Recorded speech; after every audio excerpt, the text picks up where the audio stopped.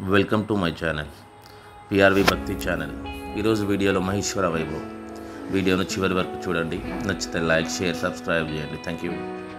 కాబట్టి అది గురువుతో ఉండేటటువంటి అనుబంధాన్ని చెప్తుంది. శివుడే గురువుగా దిగొస్తాడు. నేను మొన్న మీకు చెప్పానుగా, నమ శంభవే చ మయోభవే చ నమ శంకరాయ చ మయస్కరాయ చ నమ శివాయ చ శివతరాయ చ. శాస్త్రముగా గురువుగా శివుడే ఉంటాడు లోకంలో. కాబట్టి ఇప్పుడు రుతు ద్రావయతి రుద్ర, ఆ ఉపకారం మీకు చేసి మీ కోరిక తీర్చేవాడు వామదేవుడు అని నేను చెప్పవలసి ఉంటుంది తప్ప మీరెళ్ళి రోజు అక్కడ అలా అంటుండండి, మీరు ఎన్ని పాపాలు చేసినా మీ కోరికలు తీరిపోతాయని నేను చెప్పుకుంటూ వచ్చాను అనుకోండి, అది అసలు వేద హృదయమును విడిచిపెట్టిన ఉపన్యాసం. అది కాదు, మనుష్యుడికి అలా బోధ చేయమని వేదాలు చెప్పట్లేదు, అలా చెప్పమని శాస్త్రాలు చెప్పట్లేదు. మీ మార్గమును మీరు మార్చుకోమని చెప్తున్నాయి. మీరు మార్గమును మార్చుకుని జరిగిన పొరపాటుకి మీరు చింతించి ఈశ్వరుడి దగ్గర క్షమార్పణ వేడుకున్న ఉత్తర క్షణంలో ఆయన ఉదారుడై మీ పక్కన నిలబడతాడు. అసలు ఆ బుద్ధి దేనివల్ల కలుగుతుంది? దారి తప్పిన వాడికి దారి తప్పావని చెప్పేవాడు దొరకాలి, చెప్పిన వాడి మీద విశ్వాసం మీకు కుదరాలి కదండి. మీరు జగ్గంపేట వెళ్ళారండి, కుడి పక్క కడితే అన్నవరం, ఎడం పక్క కడితే రాజమండ్రి. మీరు రాజమండ్రి వైపుకి నడిచి వెళ్ళిపోతున్నారు. చలివేంద్రం దగ్గరికి వెళ్ళారు, ఈశ్వరుడే మిమ్మల్ని దిద్దడానికి వచ్చాడు. ఏమంటే ఎక్కడికి వెడుతున్నారు అన్నాడు. అన్నవరం. అదేమిటండి ఇటు వస్తున్నారు? ఇప్పటికే 15 కిలోమీటర్లు అనవసరంగా నడిచారు. మళ్ళీ ఇప్పుడు ఈ 15 కిలోమీటర్లు వెనక్కి నడిచే బదులు మీరు జగ్గంపేట నుంచి 10 కిలోమీటర్లు వెళ్ళుంటే, కత్తిపూడి నుంచి 10 కిలోమీటర్లు వెళ్ళుంటే మీరు అన్నవరం వెళ్ళుండేవారు. కత్తిపూడి నుంచి అటు వెళ్ళకుండా కత్తిపూడి నుంచి ఇటు ఎందుకు వచ్చారండి అని అడిగాడు. నోరుమొయ్యి, నీ ఇష్టం వచ్చినట్టు మాట్లాడక, నా ఇష్టం, నా కాళ్ళు నేను ఎడతాను అని మీరు అటే వెళ్ళారనుకోండి, మీరు రాజమండ్రి వెళ్తారు, జగ్గంపేట ఎడతారు. అరేరే నా వల్ల ఎంత పొరపాటు జరిగిందా, ఇటు వెళ్ళకూడదనమాట, అయితే ఇటు వెళ్ళాలన్నమాట. మీరు మార్గం మార్చుకున్నారు, ఎటు ఎడతారు? అన్నవరం వెళ్ళిపోతారు అంతే. మీ మార్గమును మార్చి మీకు శ్రేయస్సు చేకూర్చుదని వామదేవ ముఖము అని నేను చెప్పాలి కదండి. తప్ప మీరు ఏమైనా చేసేయండి, వెళ్ళి నమస్కారం చేయండి, మీ కోరికలు తీరుస్తూ ఉంటుందని నేను చెప్తే అంతకన్నా అన్యాయం ఇంకోటి ఉందా? ఎందుకు ఇంకా ఉపన్యాసం? ఏ ధర్మబోధ చేయడానికి అది? కాబట్టి ఋతు ద్రావయతి కాదు కాదు, ఆయన వేదస్వరూపంగా, రుత్యా అంటే వేదస్వరూపం, వేదస్వరూపముగా మీకు ధర్మమును చెప్పి ఆ ధర్మానుష్ఠానము చేత మీ పాపములు నాశనము చేయించి మీ కోర్కెలు తీర్చగలిగినటువంటి రూపమేదో దానికి వామదేవ ముఖమని పేరు. దానికి అనుగుణంగా శక్తి ఆయన ఎడమవైపు కూర్చుని ఉంటుంది. శక్తి స్థానములన్నీ అసలు సాధారణంగా అత్యంత ముఖ్యమైనవి ఎడమ పక్క కదండి, గుండెకాయ అవిని. అందుకని శక్తి ఎడమ పక్కన కూర్చుని ఉంటుంది ఆయనకి. అందుకని వామాంక భాగమంతా ఆవహించి ఉంటుంది. అయితే మీరు నన్ను ఒక మాట అడుగుతారు, ఏమండి మరి మీరు శివాష్టోత్తరం కదా చెప్తున్నారు, ఇది మొదలు పెట్టినప్పుడు మీరేమన్నారు? శరీరార్థ భాగాన్ని పార్వతీదేవి కోరి నారాయణుని అడిగితే కదా ఈ నామాలు చెప్తున్నాడు అన్నారు. మరి ఆ నామాల్లోనే పార్వతీదేవి పక్కకు వచ్చేసింది అంటున్నారు మళ్ళీ మీరు. ఇది ఎలా సంభవం? చేరిపోతే ఇంకా మళ్ళీ అడగడం ఏమిటి? ఇక్కడ ఒక పెద్ద సూక్ష్మం ఒకటి ఉంది, మీరు పట్టుకోవలసింది. కామాక్షిగా వచ్చింది ఆదిపరాశక్తి. ఆవిడే లక్ష్మి, ఆవిడే సరస్వతి, ఆవిడే పార్వతి, మూడు కలిసిపోయినటువంటి ఆదిపరాశక్తి కామాక్షి. మీరు కామాక్షి దగ్గరికి వెళ్ళి విమలపటి కమలకుటి పుస్తక రుద్రాక్షస్త హస్తపుటి కామాక్షి పక్ష్మలాక్షి కలిత విపంచి విభాసి వైరించి అన్నారనుకోండి, ఆవిడ సరస్వతీ కటాక్షం ఇస్తుంది. ఏది మరుపు లేకుండా జ్ఞాపకం వచ్చేటట్టుగా చేసేస్తుంది ఆవిడ. ఆవిడ దగ్గరే నిలబడి మీరు లక్ష్మీ కటాక్షం కావాలని శ్లోకం చెప్పారనుకోండి, ఆవిడే లక్ష్మీ కటాక్షం ఇస్తుంది. మీరు ఆ కామాక్షి దగ్గరే నిలబడి నాకు శక్తి కావాలి అని శ్లోకం చెప్పారనుకోండి, ఆవిడ మీకు శక్తిని ఇచ్చేస్తుంది. ఆవిడ దగ్గరికి వెళ్ళి మీరు మోక్షం కావాలి అని అడిగారనుకోండి, ఆవిడ అది ఇచ్చేస్తుంది. అందుకే మూకశంకరులు ఆవిడ్ని ప్రార్థన చేస్తూ శివ శివ పశ్యంతి సమం శ్రీ కామాక్షి కటాక్షితాః పురుషః విపినం భువనం అమిత్రమిత్రం లోష్టంచ యువతి బింబోష్టం అన్నారు. ఆమ్రేడితంతో శివ శివ అంటూ మొదలెట్టారు శ్లోకాన్ని. అంత జ్ఞానం ఇచ్చేస్తుంది ఆవిడ. అందుకే ఆవిడ కామకోటి, ఎంత కోరికనైనా తీర్చగలదు. ఇప్పుడు ఈ ఆదిపరాశక్తి లక్ష్మిగా, సరస్వతిగా, పార్వతిగా 3 శక్తులు కలిసిపోయిన మూలపుటమ్మ ఎవరుందో ఆవిడ పోతనగారు ఆవిడ్ని ప్రార్థన చేశారు. అమ్మలగన్నయమ్మ ముగురమ్మల మూలపుటమ్మ చాలా పెద్దమ్మ సురారులమ్మ కడుపారడి బుచ్చినయమ్మ తన్ను లోనమ్మిన వేల్పుటమ్మల మనంబున ఉండెడియమ్మ దుర్గమాయమ్మ కృపబ్ధినిచ్చుట మహత్వ కవిత్వ పటుత్వ సంపదల్లన్నారు. అటువంటి తల్లి సరస్వతీ కటాక్షం, లక్ష్మీ కటాక్షం, శక్తిని కూడా ఇవ్వగలిగినటువంటి సమిష్టి స్వరూపమైనటువంటి ఆదిపరాశక్తి ఎవరిని భర్తగా కోరుకుంది? పరమశివుణ్ణి కోరుకుంది. ఏకాంబరేశ్వరుణ్ణి కదా కోరుకుంది. ఏకాంబరేశ్వరుడు అంత తొందరగా ఆవిడికేం దొరకలేదు. వేదములన్నీ మామిడి చెట్టు అయ్యి వచ్చాయి. 4 కొమ్మలు 4 వేదములు. 4 వేదములు ఒక చెట్టుగా వస్తే ఆ వేదమంతా ఎవరి గురించి చెప్తోందో ఆయనే సైకతలింగంగా వచ్చాడు. ఎవరో చేయలేదు దాన్ని, కామాక్షియే. అందుకే మీరు కామాక్షి అమ్మవారి గుళ్ళో కంచిలో ఇలా ఎదురుగుండా నిలబడ్డారనుకోండి, ఎదురుగుండా అరుగుంటుంది. అరుగు మీద నిలబడి ఇలా నమస్కారం చేశారనుకోండి, ఏకకాలంలో 5 కామాక్షులు కనబడతారు మీకు. మీకు ఆ దర్శనం చేయడం తెలియాలి కామాక్షి అమ్మవారి దేవాలయంలో. అది తెలియకపోతే మీరు ఆనందం అనుభవించలేరు. ఇలా మీరు ఎదురుగుండా చూస్తే మీకు కూర్చున్న కామాక్షి కనపడుతుంది. మీరు కొంచెం పక్కకెళ్ళి అమ్మవారి శయన మందిరం వైపుకి అడుగులు వేసి మీరు కొంచెం ఇలా లోపలికి చూస్తే గర్భాలయంలో తపోకామాక్షి కనపడుతుంది పక్కన. అంటే అమ్మవారి మూర్తికి కుడి చేతి పక్కకు ఉంటుంది తపోకామాక్షి. మళ్ళీ మీరు ఇలా నిలబడి ఇలా కుడి పక్కకి తల తిప్పితే ఉత్సవ కామాక్షి ఉంటుంది. మీరు ఇలా ఎడం పక్కకి తల తిప్పితే బంగారు కామాక్షి ఉంటుంది. మీరు ఇలా వెనక్కి తిరిగి తల తిప్పి విమానంలోకి చూస్తే విమాన కామాక్షి ఉంటుంది. కాబట్టి 5 కామాక్షులు మీరు నిలబడిన చోట దర్శనం అవుతాయి. మళ్ళీ ఈ 5 దర్శనాల్లో ఒక గొప్పతనం ఉంటుంది. ఇప్పుడు నేను మళ్ళీ దాని జోలికి ఎక్కడ వెళ్ళను, అలా వదిలేయండి. 5 కామాక్షులు దర్శనం అవుతారు. ఇప్పుడు ఈ కామాక్షి తపోకామాక్షి అయింది. ఆవిడ తపించింది. సరస్వతీ శక్తి, లక్ష్మీ శక్తి, పార్వతీ శక్తి ఒకటైన కామాక్షి దేని గురించి తపించింది? భర్తని పొందడానికి. ఎవరిని భర్తగా పొందింది ఆవిడ? ఇసకని తన చేత్తో ఇలా కుప్ప చేసింది, శివలింగం అయింది. ఇప్పుడు ఆవిడ శివలింగాన్ని ఆరాధన చేస్తోంది రోజు. పరమశివుడు పరీక్ష పెట్టాడు. ఏం చేస్తుందో చూద్దాం. తన జటలో ఉన్నటువంటి గంగని విడిచిపెట్టాడు. ఆ గంగ అమాంతం వచ్చి సైకితలింగాన్ని తీసుకెళ్ళిపోతోంది. ఆవిడ వెంటనే కాళీస్వరూపాన్ని ప్రార్థన చేసింది. ఆవిడలో ఉన్న శక్తే కదండి.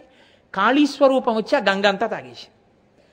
శంకరుడు అనుకున్నాడు, ఓహో కాళీస్వరూపంతో గంగ తాగేస్తావా, చూడేం చేస్తానోనని కాళీస్వరూపాన్ని కూడా ముంచెత్తగలిగినంతటి గంగని సృష్టించాడు. ఇప్పుడు ఆవిడ తన అన్నగారు నారాయణుణ్ణి ప్రార్థించింది. నారాయణ నారాయణీ కదండి. మీరు కంచి విడితే ఆ వైభవం తెలుస్తుంది. అసలు అమ్మవారికి విష్ణువుకి ఎంత దగ్గర సంబంధమో మీకు కంచిలో ప్రకాశిస్తూ ఉంటుంది. ఆయన ఏం చేశాడు, గబగబా వచ్చి, అమ్మా ఇది శివుడి పరీక్ష చెల్లి, నీటిని ఆపే ప్రయత్నం కాదు, శివుణ్ణి గట్టిగా పట్టుకో, ఆయన్నే నమ్ము, నన్ను కొట్టుకుపోయినా పర్వాలేదు కానీ ఈ ప్రవాహం నిన్ను పాడు చేయడానికి వీల్లేదు, లింగాన్ని కౌగిలించుకో అన్నాడు. వెంటనే అన్నగారి మాటలు విని ఆవిడేం చేసింది, గట్టిగా కౌగిలించుకుంది. అందుకే కంచి విడితే ఏకాంబరేశ్వర లింగం దగ్గర నిలబడి ఓ శ్లోకం చెప్పాలి. ఏమని చెప్తారో తెలుసా అండి? ఉమాలింగన సంక్రాంత కుచకంకణముద్రితం లింగమేకామ్రనాథస్య సైకతం సముపాస్మహే అని చెప్పాలి.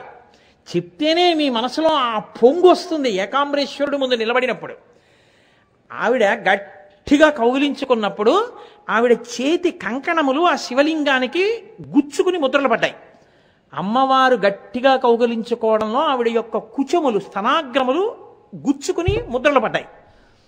ఆవిడ అంత గట్టిగా కౌగిలించుకుంటే ఆవిడ ప్రేమకి అందులోంచి ఏకామ్రనాథుడు ఆవిర్భవించాడు.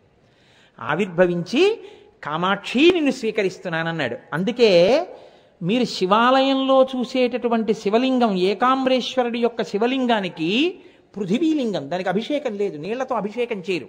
పానవట్టం మీద నీళ్లు పోస్తారు, శివలింగానికి పునుగు రాస్తారు. మీరు పొద్దున్నే గుడికెళ్ళి ఉత్సాహంతో అర్చకులను అడిగితే చూపిస్తారు ఆ పునుగు. దాన్ని రాస్తారు నల్లగా, పౌరాయి గూళ్ళో ఉంటుంది ఆ శివలింగం. అమ్మవారు ఎలా పెట్టిందో అలాగే ఉండిపోయింది. అది పునుగే రాస్తారు దానికి. మామిడి చెట్టు కింద ఆవిడ్ని స్వీకరించినప్పుడు కామాక్షిని స్వీకరించిన శివుడు ఉంటాడు. చిత్రం ఏమిటో తెలుసా అండి? ఆయన ఇలా కూర్చుంటాడు, అమ్మవారు ఇటు కూర్చుని ఈయన్ని చూస్తుంటుంది. వీళ్ళిద్దరి మధ్యలో సుబ్రహ్మణ్యుడు ఉంటాడు. చెల్లి, నీ కోరిక తీరిందా? పెళ్లిపీటల మీద చేరావా? పొందావా బావగారిని? ఇప్పుడు నీకు సంతోషమా? వీళ్ళిద్దరూ సంతోషంగా ఉన్న సన్నివేశాన్ని చూసేది ఎవరో తెలుసా అండి? కింద వ్యాఘ్రపాదుడు పతంజలి ఉంటారు. ఒక్క కంచిలోనే మీరు చూడగలరు. మూలపీఠం కింద ఉంటారు. ఎక్కడ? మామిడి చెట్టు కింద చూడాలి. వ్యాఘ్రపాదుడు పతంజలి. మీరు అక్కడికి వెళ్ళి కొంచెం నిన్నే కాదు పార్వతి, ఇక్కడికొచ్చి ఎవరు నన్ను ప్రార్థన చేసినా అనుగ్రహిస్తానని చెప్పడానికి ఈవిడ్ని ఇలా అంటూ శివుడు ఇలా అంటుంటాడు, ఎవరొచ్చినా ఇచ్చేస్తానని. ఇప్పుడు చెల్లెలు బావగారి వైభవాన్ని చూసి పొంగిపోతున్నవాడు ఎవరో తెలుసా అండి? చెల్లి చూసావా, ఇప్పుడు బావగారితో సంతోషంగా ఉన్నావా అంటూ ఎదురుకుంటా గోడ మీద విష్ణు ఉంటారు. మీరు ఇలా వంగి పైకి చూస్తే కనపడతారు ఆయన. ఏమి కాంచీపట్టణం అండి! అయోధ్య, మధుర, మాయా, కాశీ, కాంచీ, అవంతిక, పురి, ద్వారవతి చైవ సప్తైతే మోక్షదాయక. దక్షిణ భారతదేశంలో ఉన్న ఏకైక మోక్షపురి. నాకు అందుకే ఆ కాంచీపురం అంటే అంత ప్రాణం, అంత ఇష్టం నాకు. కాబట్టి అటువంటి కాంచీపురంలో కామాక్షి, సరస్వతి, లక్ష్మీ, పార్వతీ స్వరూపమైనటువంటి ఆదిపరాశక్తి ఎవరిని పొందింది? ముందు పరమేశ్వరుణ్ణి పొందింది, ఈశ్వరుణ్ణి పొందింది. ఆయన ఎడమ పక్కకొచ్చి కూర్చుంది ఆవిడ. కాబట్టి ప్రకృతి పురుషులుగా కలిసినప్పుడు సమస్త శక్తులు ఎవరి యందు లీనమై ఉంటాయి అంటే శివుని యందు లీనమై ఉంటాయి. అందుకే ఆద్య కుటుంబినే, మొట్టమొదట ఉన్నవాళ్ళు లోకంలో వీళ్ళిద్దరే. ఇది చెప్పడానికే శంకరాచార్యులు వారు శివానందలహరి చేస్తే నిత్యాయ త్రిగుణాత్మనే పురజితే కాత్యాయనీ శ్రేయసే సత్యాయాద్య కుటుంబినే మునిమన ప్రత్యక్ష చిన్మూర్తయే అని శ్లోకం చేస్తూ ఆద్య కుటుంబిని, మొదట ఉన్న కుటుంబం అంటారు. ప్రకృతి పురుషులుగా వాళ్ళిద్దరూ ఉన్నారు. కాబట్టి అది కామాక్షి స్వరూపానికి ఉన్న గొప్పతనం. తర్వాత రుద్రుడిగా, శివుడిగా ఆయన ఒక అంశగా ఆయనలోంచి ఈయన వచ్చినప్పుడు అంటే ఏమిటండి తేడా అని అడుగుతారేమో. పెద్ద తేడాల గురించి మీరు దానికి ఉన్నటువంటి చిన్న తేడా పట్టుకునే ప్రయత్నం చేయకండి. ఆ తేడా ఎలా ఉంటుందో తెలుసా అండి? బహుస్వల్పంగా ఉంటుందంతే. నేను మీకు కొంచెం అర్థమయ్యేట్టుగా బాగా చెప్పాలి అంటే, నేను పరమాచార్య స్వామి వారి మాటల్లో చెప్పాలి అంటే, వెనకటికి ఒక జమీందారు పాలేరుని పెట్టుకుందాం అనుకున్నాడు. అంటే ఒక ఆయన వెళ్ళి నేను బాగా పనిచేస్తానండి మీ దగ్గర పాలేరు కింద అన్నాడు. ఓ రోజు చేసి చూడు ఆవుల దగ్గర అన్నాడు. బాగా చేశాడు. ఏమై నిన్ను పెట్టుకుందాం అనుకుంటున్నాను పనిలోకి, నీకు ఎంత కావాలి జీతం ఏదో అడిగాడు. తప్పకుండా ఇస్తాను. ఏమిటి నీ పేరేమిటి? పిలవాలి కదా పాలేరుని. ఏమిటి నీ పేరు అంటే పెరుమాళ్ అన్నాడు. అమ్మనాయనోయ్, పెరుమాళ్ అంటే ఈశ్వరుడు. పెరుమాళ్ అని ద్రవిడ సంప్రదాయంలో శ్రీ మహావిష్ణువుని పెరుమాళ్ పెరుమాళ్ అంటుంటారు. కంచిలో ఆదివరాహస్వామి మన స్వామి శ్రీ మహావిష్ణువు ఉన్నారు కదా అక్కడ. ఆ శ్రీ మహావిష్ణువు యొక్క భార్య పేరు పేరుందేవి. ఆవిడ పెద్దింటమ్మ. అక్కడ ఆవిడ సభామంటపాన్ని దాటి బయటికి రాదు ఆవిడ. కాబట్టి ఆ వరదరాజస్వామి అలా పెరుమాళ్ అంటే శ్రీ మహావిష్ణువు మా యజమాని, మా తండ్రి, మేము పూజ చేసేటటువంటి స్వామి. రోజు పాలేరుని పట్టుకెళ్ళి పెరుమాళ్ళని పిలిచారనుకోండి, ఎప్పుడైనా పని చేయకపోతే తిట్టవలసి వస్తుంది. పెరుమాళ్ళని పిలిచి తిరిగితే నా మనసు ఒప్పదయా, ఆయన మా తండ్రి. అందుకని నీలమేఘశ్యామ నీవె తండ్రివి మాకు కమలవాసిని మమ్ము కన్న తల్లి నీ భక్తవరులంత నిజమైన బంధువులు నీ కటాక్షమే మాకు అనేక ధనము నీ నామ కీర్తనల్ నిఖిల ప్రపంచంబు నీ సహాయమే మాకు నిత్య సుఖము తోయజాక్ష నీ పాద తులసిదళము రోగముల కౌషధము బ్రహ్మరుద్ర వినుత భూషణ వికాస శ్రీధర్మపుర నివాస దుష్ట సంహార నరసింహ దురిత దూర. మళ్ళీ ఇలా అన్నావేమిట్రా అనుకోకండి, పేర్లు మారుతాయి అంతే, తత్వం ఒకటే. కాబట్టి ఇప్పుడు అటువంటి పెరుమాళ్ అనే పేరుతో నువ్వు ఉంటే, నువ్వు రేపొద్దున సరిగ్గా పనిచేయకపోతే పెరుమాళ్ళని పిలిచి నేను ఎలా తిడతాను? అందుకని మీ ఊరు వెళ్ళి పేరు మార్చుకునిరా అంటే, మరి పేరు మార్చుకుంటే మా ఊళ్ళో సంప్రదాయం కొంచెం ఖర్చు అవుతుందండి పేరు మార్చుకునేటటువంటి క్రతువు చేసుకోవడానికి. పోన్లే నేను ఇస్తాను డబ్బట్టుకెళ్ళు అన్నాడు. యజమాని దగ్గర డబ్బట్టుకున్నాడు. వాళ్ళ ఊరు వెళ్ళాడు, పేరు మార్చేసుకున్నాడు, వచ్చేసాడు. ఏమిరా మార్చుకున్నావా అన్నాడు. మార్చుకున్నానండి అయ్యా. ఏమని మార్చుకున్నావు? పెద్ద పెరుమాళ్ అని పెట్టుకున్నానండి. ఇప్పుడు పెద్ద పెరుమాళ్ళకి ఎంత తేడా ఉంటుందో రుద్రుడికి శివుడికి అంతే తేడా ఉంటుందని మీరు గమనించెదరుగాక. అప్పుడు నేను తేలిక పెద్ద వ్యాఖ్యానం చేయక్కర్లేదు కదూ. కాబట్టి అసలు మొట్టమొదట సమస్త శక్తులు ఆవహించింది ప్రకృతిగా ఆయననే. కాబట్టి మహానుభావుడైనటువంటి శంకరుడు వామదేవమూర్తిగా మీకు సమస్తమును అనుగ్రహించగలడు, స్థితికారుడై ఆయన రక్షకత్వమును స్వీకరించగలడు. ఇది చెప్పడం. ఒక్క మాట చెప్పి నేను చెప్తాను. ఏమంటే అలా అయితే ఎప్పుడూ మేము అభిషేకం చేసేటప్పుడు కానీ పూజ చేసేటప్పుడు కానీ అలా అటువైపే పువ్వులు పడేట్టు అటే నీళ్లు పడేటట్టు చెయ్యాలా? అలాంటి ప్రయత్నం ఏమీ మీరు చెయ్యక్కర్లేదు. మీరు శివలింగం మీద ఏ అభిషేకం చేసినా అన్ని వైపులకి జారుతుంది, అన్ని తలలు తడుస్తాయి, మీకు ఈశ్వరానుగ్రహం పరిపూర్ణంగా కలుస్తుంది. ఉద్ధరినితో అభిషేకం చేయకుండా ఉంటే చాలు. కాబట్టి చక్కగా ధారగా అభిషేకం చేస్తే ఆయన ఎంతో ప్రీతి చెందుతాడు. ఆయన ఇచ్చిన నీళ్లే బొత్తిగా అలా చెంచాలు ఉద్ధరణిలు వేయకుండా చక్కగా ధారగా పోస్తే చాలు, అన్ని ముఖములు తడుస్తాయి, తడిసి అంతటి వైభవాన్ని మీరు పొందుతారు. చాలు. ఇంకా వామదేవాయ నమః అక్కడతో విడిచిపెట్టేస్తున్నాను. నేను మీకు అర్థమయ్యేట్టు చెప్పగలిగాను అని నేను అనుకుంటున్నాను. ఆ పైన ఈశ్వరి ఇచ్చ.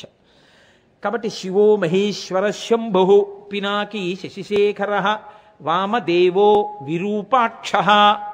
విరూపాక్ష ఇదొక చాలా చిత్రాతి చిత్రమైనటువంటి నామం. ఈ నామం చెప్పేటప్పుడు నేను మీరు రోజు చదువుతున్న శివాష్టోత్తరంలో కొన్ని నామాలు చెప్తాను, మీరు గుర్తుపెట్టుకోండి. అందులో లలాటాక్ష అనొక నామం ఉంటుంది, సోమసూర్యాగ్నిలోచన ఒక నామం ఉంటుంది. ఎందుకు విరూపాక్ష ఆయన అయ్యాడో తెలుసా అండి? శ్రీ మహావిష్ణువు విషయంలో ఈ గొడవ ఉండదు. రామ కమలపత్రాక్ష సర్వసత్వ మనోహర రూపదాక్షిణ్య సంపన్న ప్రసూత జనకాత్మజే. శ్రీ మహావిష్ణువు కళ్ళు కమలపత్రాల్లా ఉంటాయంటారు. ఆయనతో ఇబ్బంది లేదు. ఒక్క పరమశివుడి దగ్గరికి వచ్చేటప్పటికీ విరూపమైనటువంటి అక్షులు కలిగిన వాడు, అంటే లోకంలో ఎక్కడా లేని రీతిలో కళ్ళు ఉన్నాయనుకోండి ముఖంలో, అప్పుడు చూడడానికి వికృతంగా ఉంటుంది. అదేంటంటే అలా ఉందా ముఖం అంటారా అనరా? కాశీ ఆవులని మీరు చూసుంటారు, దానికి ఒక కాలు డెక్కతో వేలాడుతుంటుంది. అందుకే అక్కడికి వెళ్ళగానే ఇక్కడి నుంచి వెళ్ళిన వారు కాశీ ఆవును చూడగానే అదేంటంటే దానికి కొత్తగా ఇంకో కాలు వేలాడుతోంది అంటారు. అది కాశీ ఆవులు ఏంటంటుంటారు. అది మనకి విచిత్రంగా కనిపిస్తుంది. పరమశివుడి దర్శనం అయితే ఆయన ముఖం కూడా అలాగే ఉంటుంది. ఎందుకో తెలుసా అండి? బీషికన్నుల వాడు లోకంలో ఆయన ఒక్కడే, ఆయన వినా ఇంకొకరు లేరు. మూడంకె మీద కళ్ళున్నాయి ఆయనకి, ఇక్కడో కన్ను ఇక్కడో కన్ను ఇక్కడో కన్ను. అలా ఎవరైనా మీకు కనపడ్డారనుకోండి గబుక్కుని, ఇక్కడ ఇలా ఓ నిలువుగా ఓ కన్నుండి ఇలా రెప్ప మూసుకుని ఉందనుకోండి, మీరు మామూలుగా ఇలా వెళ్ళిపోతూ అలా చూసి అలా వెళ్ళిపోతారా? అయ్యో అదేంటంటే ఆయనకి నుదిరి మీద ఇంకో కన్ను ఉంది ఏంటంటే అలాగా అంటారా అనరా? అప్పుడు మిగిలిన ప్రాణుల కన్నా విలక్షణమైన వాడు మీకు వికృతముగా కనపడినట్టు అనిపించేవాడు కాదు. అందుకని విరూపాక్ష. కానీ అలా వికృతంగా ఉంటాడని మీరు అనుకుంటున్నారా? కాదు. ఆయన మూడవ కన్ను చూపించాలనుకుంటేనే మూడో కంటితో కనపడతాడు. ఆయన మూడో కన్ను చూపించాలని భక్తితోనే కోరుకోవాలి. లేకపోతే ఆ కన్ను ఎలా కనపడుతుందో తెలుసా అండి? పెట్టుకున్న కుంకం బొట్టులా కనపడుతుంది అంతే. ఆ బొట్టు కిందకి వెళ్ళిపోయి బొట్టులా కనపడుతుంది. కానీ ఆయన ఏమి అందవికారంగా మీకేం కనపడ్డా ఆయన ఎంతో అందం. అసలు మీరు శివమహాపురాణం చదివితే ఆశ్చర్యపోతారు. ఆయన కన్నా అందగాడు లోకంలో లేడు. అంత అందగాడు శివుడంటే. అందుకే లోకంలో అందానికి సౌందర్యానికి ఐశ్వర్య సాధనాలకి పెట్టింది పేరు విష్ణుమూర్తి. ఆయన మహానుభావుడు. మేఘశ్యామం పీతకౌశేయవాసం శ్రీవత్సాంకం కౌస్తుభోద్భాసితాంగం పుణ్యోపేతం పుండరీకాయతాక్షం విష్ణుం వందే సర్వలోకైకనాథం. అటువంటి వాడు వలచాడు పరమశివుణ్ణి. దూర్జటి దెప్పి పొడిచాడు. వన్నే ఏనుగుతోలు దుప్పటము బువా కాలకూటంబు చేగిన్నే బ్రహ్మకపాల ముగ్రమగు భోగే కంఠహారంబు నిన్నీలాగున నుండియున్ తెలిసియున్ నీపాద మూలంబునన్ చేర్చన్ నారాయణుడెట్లు మానసమునన్ శ్రీకాళహస్తీశ్వర అని అడిగాడు. అంటే ఎంత అందగాడో మీరు ఆలోచించండి. ఆయన అంత అందగాడిగా కనపడేటటువంటి శివుడికి మూడు కళ్ళున్నాయంటాం కాదు, దాని తత్వ విచారణ మీరు చేయవలసి ఉంటుంది. నేను ఈ మూడు నామాలని కలిపేస్తున్నాను ఇవాళ. కాబట్టి నేను 4 నామాలు చెప్పినట్టుగా ఉపన్యాసంలో పూర్తవుతుంది. సోమసూర్యాగ్నిలోచన. ఆయన ఒక కన్ను సూర్యుడు, ఒక కన్ను చంద్రుడు, ఒక కన్ను అగ్ని, 3 కన్నులుగా ఉంటుంది. అసలు కామాక్షి భూమి మీదకి రావడానికి కారణం 2 కళ్ళు మూయడమే. కాబట్టి ఇప్పుడు ఆయనకి 3 కన్నులు అలా ఉంటాయి. దీని వలన ఎందుకంటే అలా ఉండడం? సూర్యచంద్రులు కన్నులుగా ఉండడం ఏమిటి? అగ్నిహోత్రం 3వ కన్నుగా ఉండడం ఏమిటి? మీరు చాలా జాగ్రత్తగా ఈ విషయాన్ని అర్థం చేసుకునేటటువంటి ప్రయత్నం చేస్తే మీకు ఆ త్రినేత్ర, సోమసూర్యాగ్నిలోచన, లలాటాక్ష, విరూపాక్ష ఈ నామం మీద ఎంత మక్కువ ఏర్పడుతుందో. లోకంలో కాంతికంతటికీ కారణమైనటువంటి వాడు సూర్యుడు. అసలు లోకంలో సృష్టి జరిగినప్పుడు మొట్టమొదట సృష్టి జరిగిన వాడు ఆయనే, ఆదిత్యుడు అని. ఆది మొదట సూర్యుడు. అది ఆయన భాస్కరుడు, ప్రభాకరుడు. ఆయన అంతా కాంతి పుంజం. ఆయన లేకపోతే అసలు మీకు ఏది ఏదో తెలిసే అవకాశమే లేదు. దొంగకి తేడా తెలియదు. సుఖము అన్న మాట మీకు లోకంలో ఎప్పుడు అంతరించిపోతుందంటే సూర్యుడు లేకపోతే అంతరించిపోతుంది. ఎందుకో తెలుసా అండి? ఆరోగ్యం భాస్కరాది చేత్.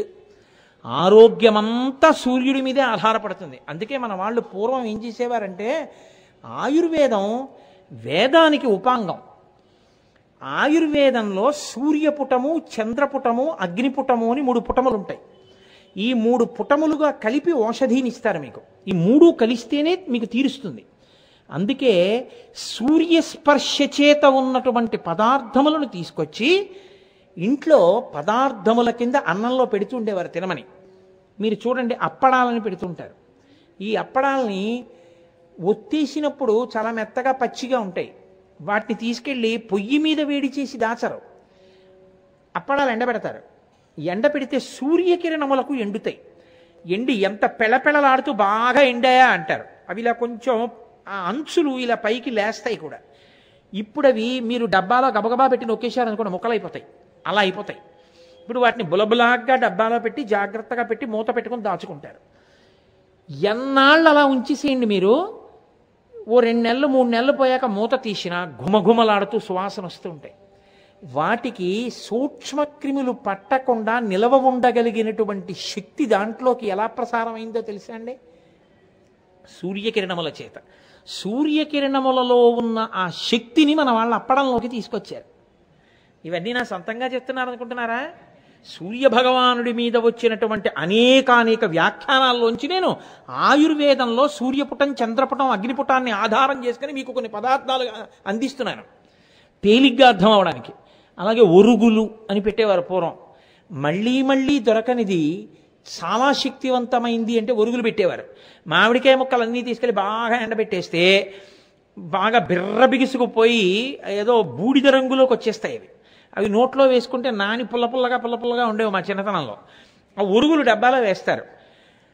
ఎప్పుడో మామిడికాయలు దొరకనటువంటి రోజుల్లో మామిడికాయ పప్పు తినాలనిపించింది అనుకోండి, ఈ ఒరుగులు 4 ముక్కలు తీసి పప్పులో వేసి పప్పు వండేస్తే మామిడికాయ పప్పే అది.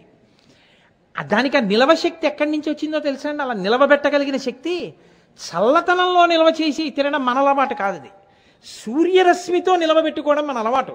మనకి ఆయుర్వేదం ఉపాంగం కాబట్టి ఒరుగులు పెట్టి తినడం ఈ జాతికి తెలుసు. సూర్యకిరణ స్పర్శ చేత నిలవశక్తి పొందిన పదార్థాన్ని ఇంట్లో వాళ్ళకి పెట్టేవారు. ఎందుకంటే సూక్ష్మక్రిముల్ని చంపే శక్తి పొందుతుంది అని.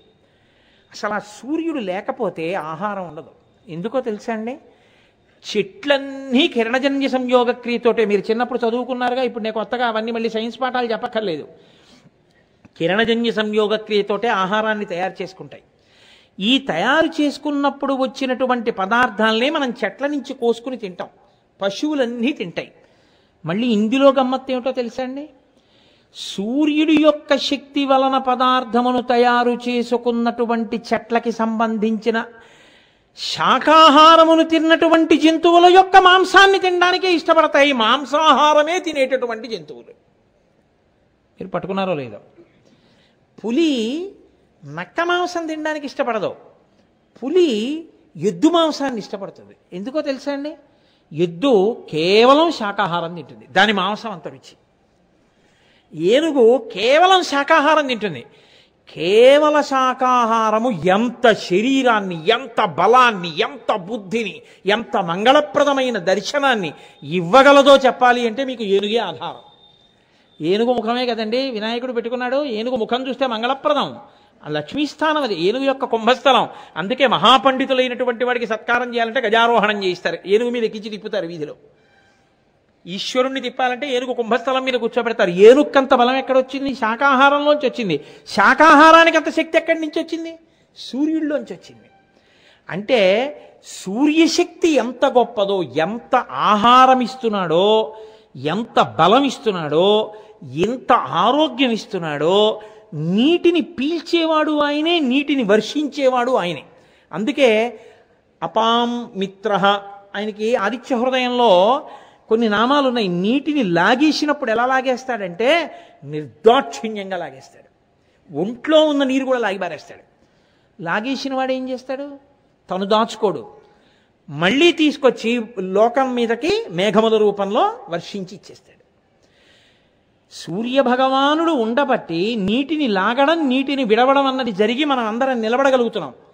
ఒక 10 రోజులు సూర్యోదయం అవ్వలేదనుకోండి, లోకంలో ఎంత కటిక చీకటో, ఎన్ని నీళ్లు నిలబడిపోతాయో, ఎన్ని దోమలు పుట్టేస్తాయో, ఎన్ని పురుగులు వచ్చేస్తాయో, ఎంత భయంకరంగా ఉంటుందో చూడండి. నాకు మెరైన్ ఇంజనీర్ గారు ఒక ఆయన స్నేహితుడు ఉన్నాడు. ఆయన నాకు ఒకప్పుడు ఫోన్ చేశారు. ఫోన్ చేసి, గురువుగారు నేను ఇక్కడ ఏదో అమెరికా దాటిన తర్వాత ఫ్రోజన్ ఐస్, అంటే ఇంకా సముద్రం అలలతో ఏమి ఉండదు, ఐస్ కింద గడ్డగట్టేస్తుంది, దాని మీద ముందు ఐస్ని కరిగించేటటువంటి నావ వెడుతుండగా మా ఓడ వెడుతోంది కార్లు పట్టుకుని. ఇక్కడ నేను సూర్యుడిని చూసి 4 రోజులు అయిందండి అంటే నేను అన్నాను, మరి మీకు ఎలా తెలుస్తోంది అన్నాను. కేవలం గడియారాన్ని ఆధారం చేసుకుని తారీఖు మారి ఉంటుందని, ఇప్పుడు చీకటయి ఉంటుందని, ఇప్పుడు పగలయి ఉంటుందని అనుకుంటున్నానండి. సూర్యుడు లేని ప్రపంచము ఎంత భయానకమో, ఎంత కష్టమో, ఎంత భరించలేమో ఇప్పుడు నా అనుభవంలోకి వచ్చింది గురువుగారు అని ఫోన్ చేశాడు ఒకసారి నాకు ఆయన. సూర్యుడు లోకమునకంతటికి మిత్రుడు కాదు, కాదు, ప్రత్యక్షంగా మీ కంటికి కనిపించేటటువంటి భగవానుని యొక్క రూపం సూర్యస్వరూపం. ఆయన ఒక్కడే కంటికి మాంసనేత్రమునకు దొరుకుతాడు, అంత గొప్ప స్వరూపం అది. అటువంటి సూర్యుడు ఒక కన్నయ్య ఉన్నాడు అంటే ఆయన ఆ కంటితో చూస్తున్నాడు అంటే ఎంత పోషణ చేస్తున్నాడో చూడండి. కాదు, సమస్త ప్రాణులు తను శరీరం ఇచ్చినవి, శరీరంతో ఏం చేస్తున్నాయో, మనసుతో ఏం చేస్తున్నాయో కూడా ఆయన ఈ కంటితో చూస్తూనే